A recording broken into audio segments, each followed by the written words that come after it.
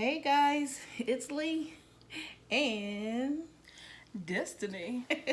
hey, this is my daughter Destiny. She too has a YouTube channel. It is I think we it's don't know what the channel is. Mama My Aunt Hotep. That's what it is. Okay, so we'll put it down in the description below so that you guys can go to her page. She is my oldest child, and today she's taking a little vacation, so she's hanging out with mom. No boys. We have no boys. Yay. Woo, woo, woo, woo. Okay, so thank you for stopping by, checking out the channel. We want you to like, comment, share, and subscribe, and then ring that notification bell if you want to know every time that I upload a video. When we go to her page, do the same thing, like, comment, share, and subscribe. Yes. Woo, woo. Today we're doing a seafood boil, so we have everything. We got some eggs, we got some mussels, we got some corn, we got potatoes, we got lobster claws, we have some crab legs. Hello. We have mussels. I've already said that. Broccoli, and then I also fried some fish. We have whiting fish fried. Let's see, yeah, we're doing it up today. We're going to do a seafood boil. So we have whiting fish fried, and we have clams, and then also some cheddar chive garlic biscuits. Never had these before. I'm going to try it out and see how it goes. All right. Oh, also, today we're going to be trying 2 new items.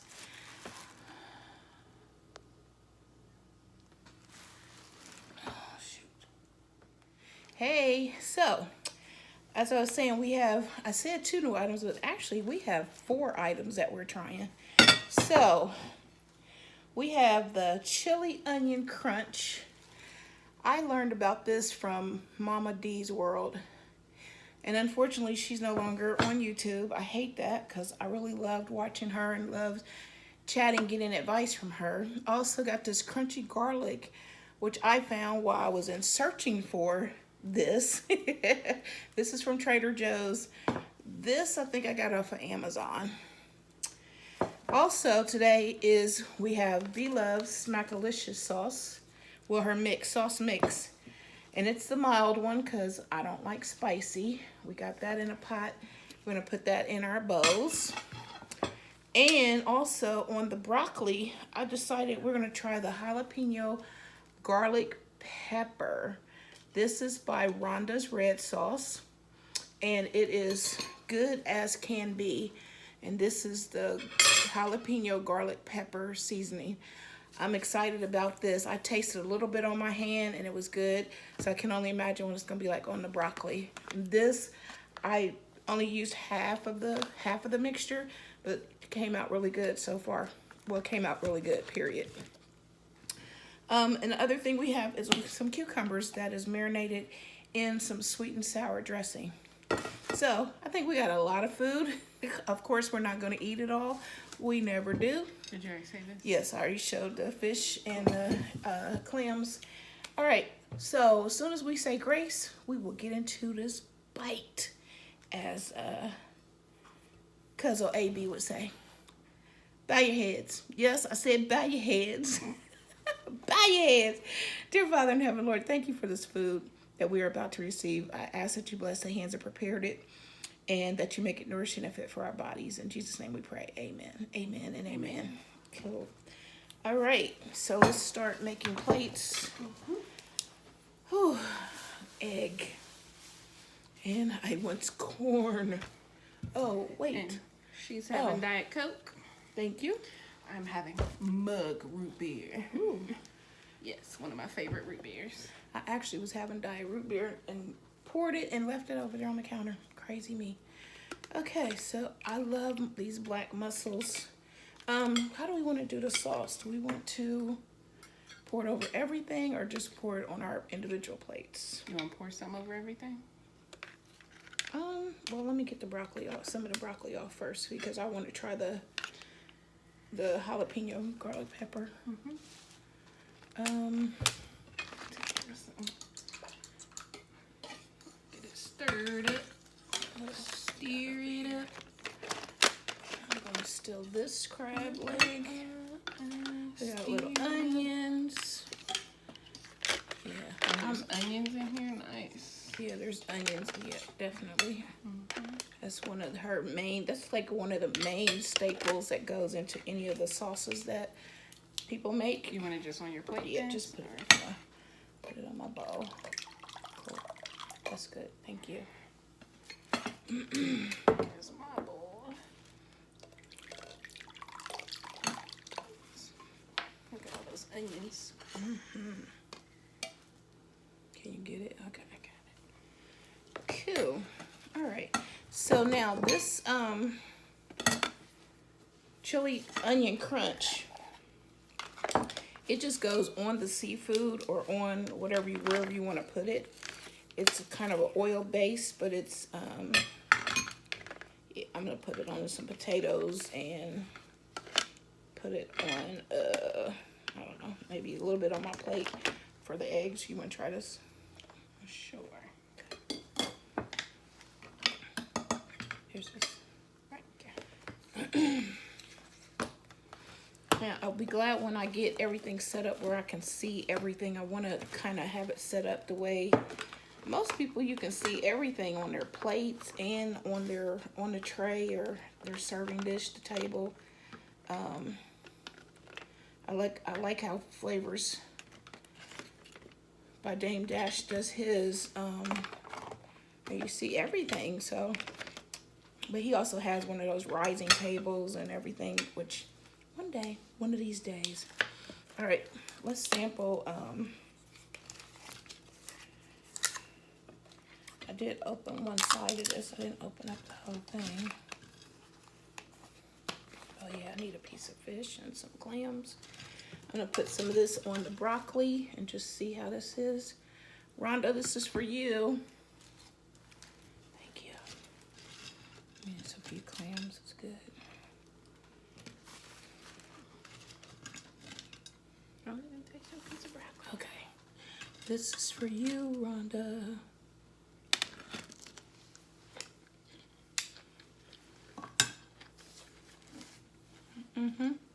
Did you get a cheddar bay? Thank you. This is good. Try that. This is good. You know the jalapeno got me a little bit, but this is good.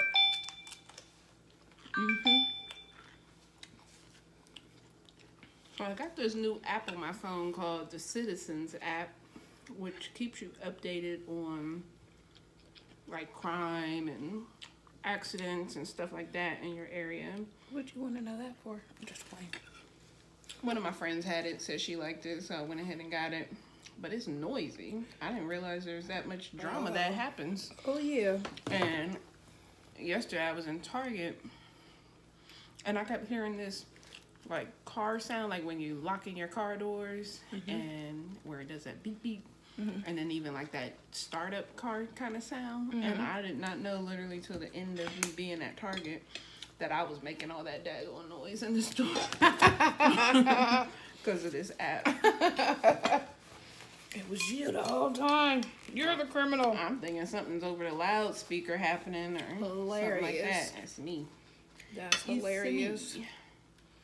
Okay, so I just tried Beloves. It's the first time I've ever tried it.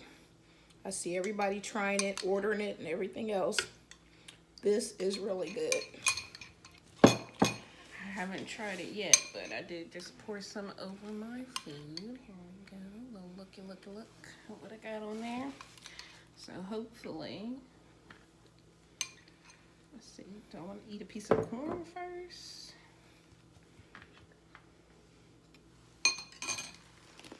All right.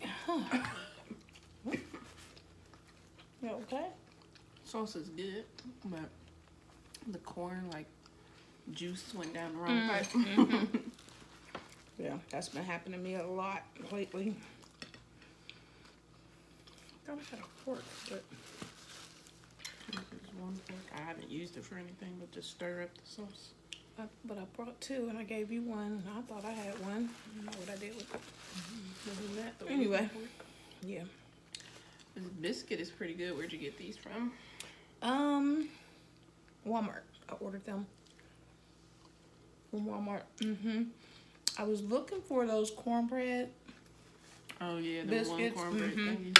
So they Amazon sells the Pillsbury cornbread biscuits. It's the only place I found them. And I even forgot the scissors. Jeez. Okay. Anyway, something's buzzing. Did I send you a TikTok about clams and mussels and stuff? Honestly, I send her like 1,000. She sends me 1,000 TikToks I was gonna say a day, we too. send each other so much. I have no idea. I can't remember. This one you would have remembered. Oh, I'll tell you about it after we're eating. okay. But this is pretty good. I don't know if I've ever had mussels before. I can't really remember. You had, but I think you had green ones Oh, okay. that day that y'all brought. Oh, yeah, from that one guy. Yeah. Trying not to mess up my nice new shirt. That's cute. Thank you. What's that? Soften, open, release. So, and then this is like the dilation of the cervix. Oh. Yeah, so my daughter is a doula. And she'll have to tell you everything that means. Whenever we're gonna eat a little bit first, cause yeah, I'm definitely hungry. We do have these mussels come in a garlic butter sauce. I have fallen in love with these things.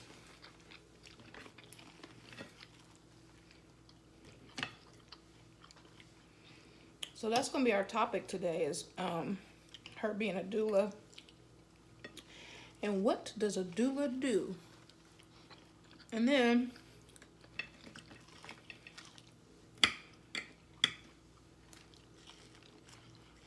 we may touch a little bit on the subject of midwife. She's also in school to be a midwife. This is my plate.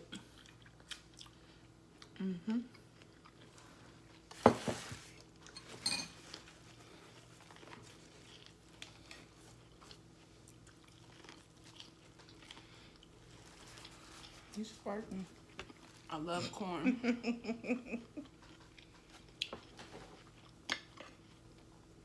My favorite part of a boil more than anything is the corn, potatoes, and egg. Egg, right. I agree. I honestly think that a lot of people. Hey, Tasha, if you watch this, I'm going to do a little mini volcano. Gotta find a piece of meat to go on it. Or we could put a piece of muscle on it. Oh, this is meat on it, though. What's a volcano? So she makes volcanoes. It's a potato and usually a piece of egg or something. Usually a piece of egg. And piece of meat. And you stack it all together like this. I'm gonna stack it like that. Here you go, take a bite. Yeah, that was good, right? So I'm gonna take a bite. I'm gonna dip it first. And then take a bite. Some onion hanging. Oh. Alright.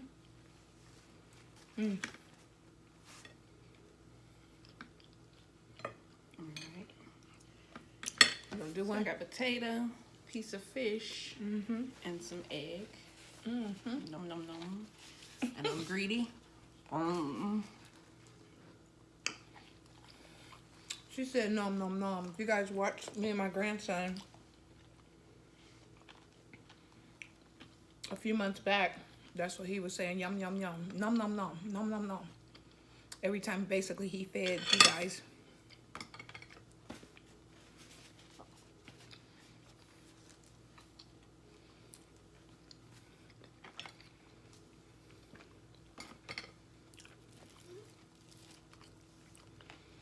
Whew, I'll tell you what. I've heard people, well, some people talking lately about how much work goes into pulling one of these together, and that is no lie. I promise you. I feel like I've been in my kitchen all day. I had other things to do, which I cleaned out the refrigerator, cleaned out the freezer, but I have been planning to do this since what, last Friday, Saturday, and I was like, I'm gonna do it on Wednesday. And had no idea she would be available, so I found out today that she was going to be available. I was like, come on through, so let's do it together, because been talking about doing a mukbang together for the longest since I started, but had never got it done, so here we are. We did get though. We did a little one for the birthday part. Whose birthday was that? Mine, Oh yeah. but I never posted it. Oh, I didn't realize you never posted. Nope. I never posted it because I just did not feel like editing it because it was so all over the place. Dang, that's good. That crunch, onion crunch. Oh, add I it haven't with tried it yet. add it with everything else.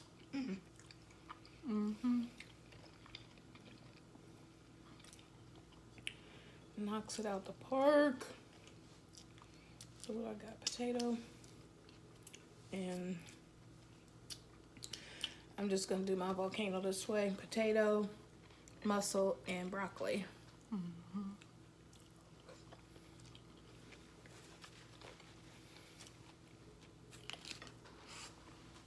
Okay guys, I'll be right back. Well, I guess I'll start talking about what a doula is. So, a doula is a support person for people who are pregnant, or not even just pregnant, but anywhere within what is called the perinatal period. So, when they're thinking about becoming pregnant, they are pregnant, during labor, and postpartum. So all of that area. And so a doula doesn't do any like medical things. So we don't, prescribe anything. We don't counsel on medications or make necessarily recommendations about what somebody should do in their pregnancy. What we do is provide evidence-based information and support. So if a client were to have questions about maybe pros and cons of an epidural, there's a website or something that I could direct them to, which is usually like evidence-based birth or educated birth. Those are two great places to go to learn more information about pregnancy and your different options throughout your birthing process. We also help a little bit with like nutritional support, so making sure you're eating well and you're hydrating well, and like your mental health, also helping to create a birth plan. So really going through what all your options are when you're in labor, whether it's laboring at home for a while, or whether or not the doctor artificially breaks the water or allowing it to break on its own, if you want to do delayed cord clamping, all these different things. So we help you create that document so that you can submit it to your provider. Doulas do support hospital births and in-home at-home births as well, birth center births. And during the laboring, we help with like position changes, doing any type of massaging that you may need, counter pressure, And also like verbal support, affirmations, or if your partner's wanting to be more hands-on, guiding them on where to place their hands and where to touch and massage and all that kind of stuff. During postpartum, doulas can assist with some lactation support if they've had that type of training. Also, just ensuring that you know what changes happen to your body after a baby's born, and ensuring that you're not only taking care of baby, but you're also taking care of your own body and resting well. Sometimes some doulas will come to your home postpartum to do like very light house cleaning, housework, or meal prep. Trying to think what else. That's kind of it. And then like if you're needing some support with, oh, I haven't bathed in 3 days, because that happens postpartum, they could hold baby for you while you are able to take a shower or even take a nap. But usually the goal is to not lay too much hands on baby so that you can do what you're doing with baby, because everything baby needs is you're able to give baby more than a doula can. So their things are outside, you know, cleaning and all that kind of stuff. And I hate that I said cleaning that many times, because sometimes folks think that they have a maid, and that's not the case. But, you know, just light help around the house. Did you have any questions that you think I maybe didn't answer everything? No, I think you did pretty good. And if you guys have questions about any of the terminology or anything that she used, if you're not familiar with it and you're interested, you can always go to her page and leave her some questions there. Or if you leave them on this video, I will get them to her. Can you tell me or us a little more about becoming a midwife? And you know that I know that you're in school to do. So what's the becoming a midwife, and what's the difference between a midwife and a doula? Well, first I want to say today is International Day of the Midwife. So happy Midwife Day to any midwives out there, whether they are nurse midwives, CPMs, lay midwives, all of you. You're doing excellent work. So a midwife is someone who basically would take the place as the primary care provider for the birthing person. I'm trying to use inclusive language, so I do apologize if I mess up. But You're not messing up. It's just a video where you're just talking about your. No, I was saying something specific about inclusive language. Oh, okay. Just making sure I don't offend nobody. Okay.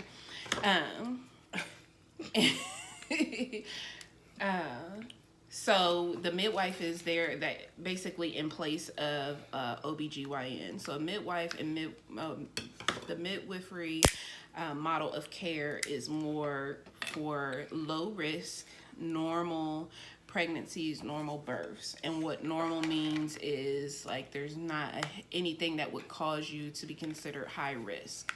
So some things that could that could cause you to be considered high risk are you know, if you have really high blood pressure, if you have anything that you would need a doctor to assist with to ensure that you had a healthy pregnancy and delivery.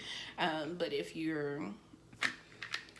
I don't know how y'all do it, how it's done. Right, I can't get this thing open either, and mine's cracked down the side. Right, mine is cracked down the side too, and I'm like, how do you get in meat. here? Let me in.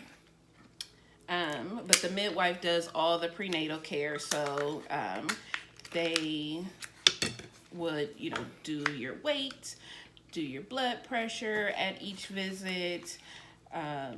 They would check at some point in pregnancy, they check like your hemoglobin to make sure your iron levels are normal. They would... So they're practically a nurse? Practically, I mean...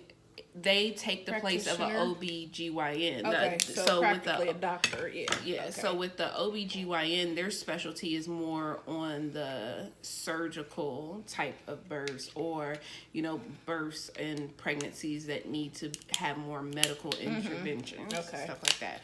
Where midwives are what was there before doctors. Exactly. So back in the days, when our grandparents were having babies, it was more of a midwife, at home birth. Yeah, and a midwife means with woman, with woman. And so, what was I saying? So checking blood pressure, pulse, measuring your fundal height, which is the top of your uterus, to ensure that baby is growing throughout your pregnancy, checking for fetal heart tone, so that's checking for baby's heart rate, and so that's done with either a Doppler or with a fetal scope, which is like a stethoscope, but it amplifies the sound of the baby's heart so that the midwife can hear. Making sure that you're not having like any swelling. They do some urinalysis, so like the normal little dipstick to check your urine, make sure it's not concentrated, there's no protein, all that kind of stuff. So that's what they do. And then during the actual laboring, they are the one, they would still be checking like some of the same similar things, making sure the birthing person's blood pressure is within normal range, and then also checking fetal heart tones to ensure that baby is tolerating labor well. After baby's born, checking, making sure baby's breathing well, making sure the placenta is delivered, all that kind of stuff. So I don't want to talk too much, but all those things that I didn't mention that a doula does, the midwife does. And so how long does it take you to become a midwife?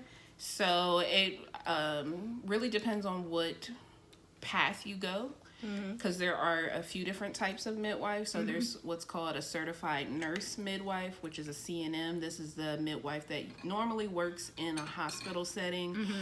They also, depending on what state, because each state has different regulations for midwives, the CNM could also potentially work outside of a hospital as well. However, like I said, each state is different. So, for instance, I want to shout out Dr. Midwife. She is currently in Gainesville, Alabama, and she's has been raising a fund for a birth sanctuary there. And she's a CNM. She came from upstate, I can't even remember specifically where, and moved to Gainesville, which is where her husband's from. And she's a CNM, which is considered like almost like the top of the line of midwives. But with their regulations, they're requiring her to become a CPM, which is a certified professional midwife, and which is actually what I plan, what I am going to school for. And a certified professional midwife is one that just does home births or birth center births. They're not allowed to work within the hospitals. And I personally chose to be a CPM just because I didn't want to be in the hospital setting. I didn't want to deal with like the politics of it or I want to be able to create my own schedule and basically be my own boss.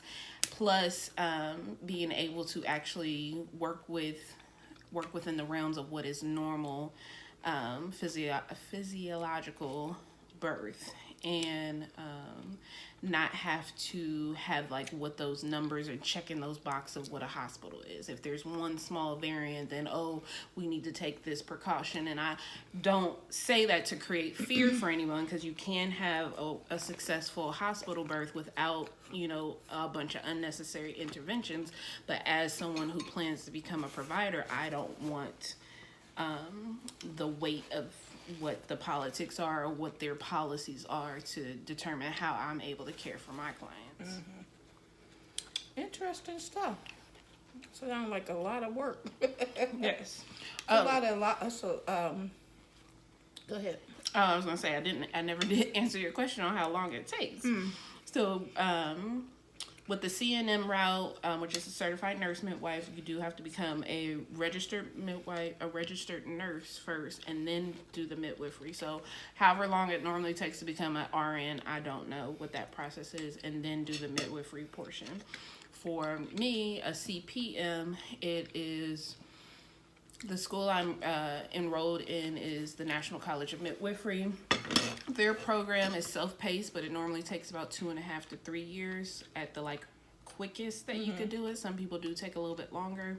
My goal is 3 years, so that would be December of 2024 when I would be done. Along with the academic portion, there is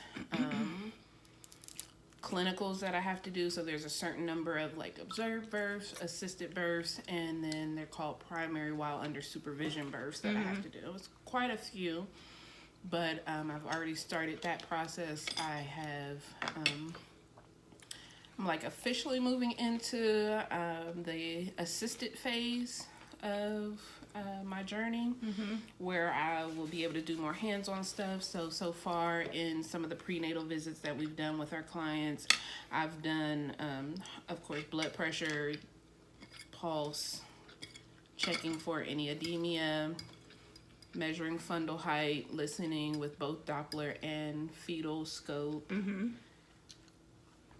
doing weights, and then charting is another thing to learn, because with being any type of care provider, you want to make sure that you're documenting everything that you're doing with the clients, for your own, to CYA basically, but also it's just important to have that information as well in case they need it down the road, or if for whatever reason they decided to transfer care, you have a clearly documented case of what all you've done and all their numbers, so that whoever takes over next would have that information. Awesome. She's very well versed on this subject, and I'm so glad I asked. And hopefully, some of that information is helpful to you. So, if you ever are in a position that you need a midwife or a doula, that you'll be a little more knowledgeable about the decisions that you have to make, or whatever, or who to contact, or how to contact somebody, or yeah. So that's awesome. And you're very passionate about what you do. I can tell it. Thank you. I already knew that, but I'm saying for you guys, you should be able to tell that she's very passionate about what she does, and really about, you know, helping babies to survive and get into this world successfully. So that's cool. So I don't know if you were already planning on doing this, but I did start a GoFundMe today for schooling for midwifery. It is a little bit pricey for school books. We have to have what's called a preceptor that kind of like teaches us, or like we apprentice under, and there are fees with that as well. And plus, once we're done, there are fees for taking what's called the NARM exam, the North American Registry of Midwives exam, to actually get our CPM license or certificate.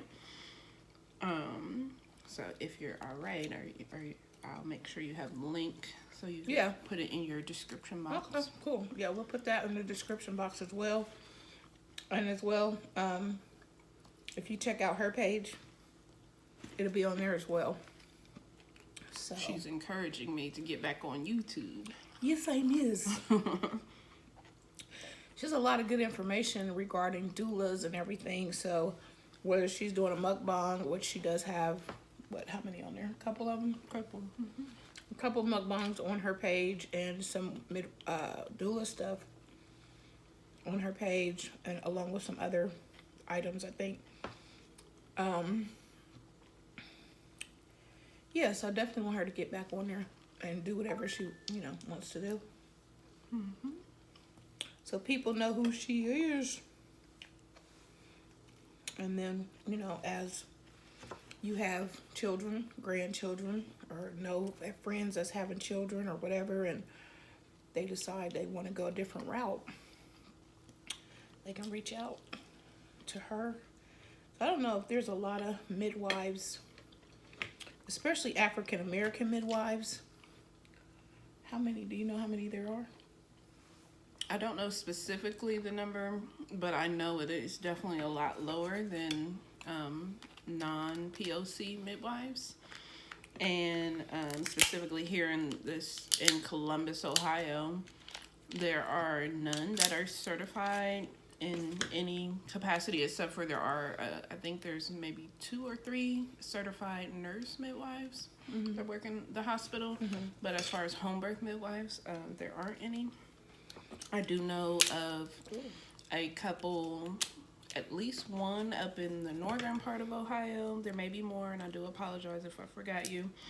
And there are, I want to say, like 3 down in Cincinnati that are, one I think has officially completed and is a CPM, and the other ones are almost done with schooling. So I've been reaching out to any and all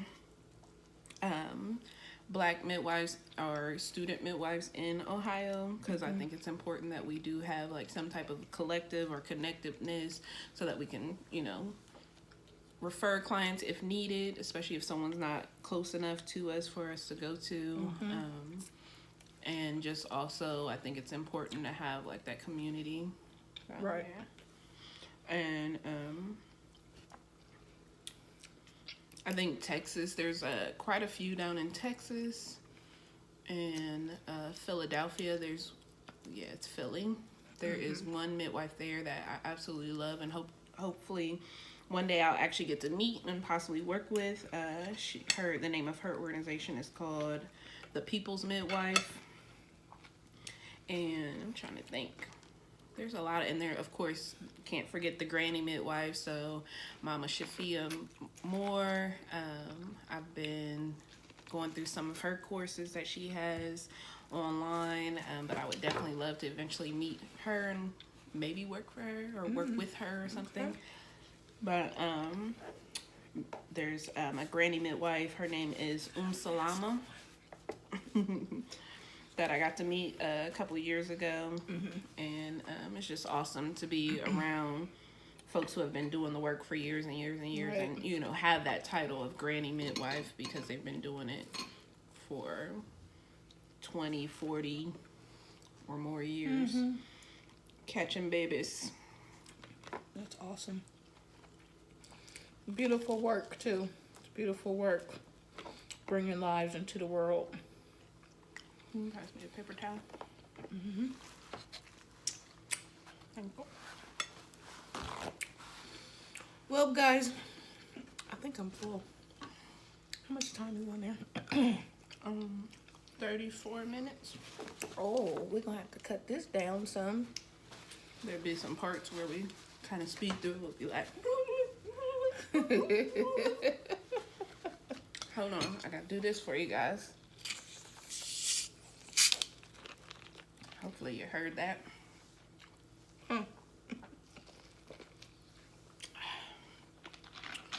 Yes, mug root beer. Ready to sign off? Well, guys, this was great. Food was phenomenal. My guest was phenomenal. Very informative. I hope you guys really go to her page and check her out. It is, I believe, it is Mama Ma'at Hotep. But like she said, we'll make sure that it's tagged in the bottom so that you guys can get connected. Definitely make sure it's in the description area. You guys, thanks so much for coming through, for watching us. And don't forget to like, comment, and subscribe. See you next time. Blessings. Mwah.